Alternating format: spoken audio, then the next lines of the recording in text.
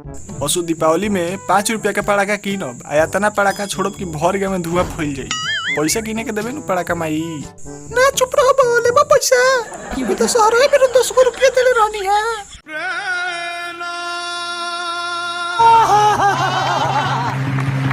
साला एक खाली हम जन ले दुकानी पर से 2 बम चोरा के लियोई नी आ छोड़नी तले हथवे जर गेल हमार।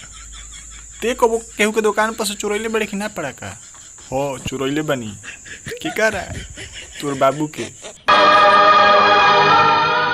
चौक है ना। चुप रहो बेटा चुप रहो, हम तोरा के ढेर सारा पड़ाका किना दे दीपावली में। चुप रहो काहे रोत। ई बताऊ 2 चुटपुटिया के पैकेट के देम तो तोर हो जाइन का मोतने में छोड़ लेबे नु।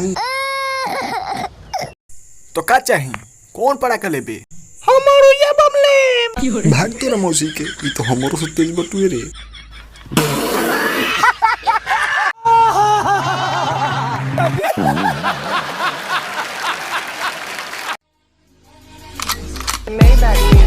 Can anybody out there, yeah?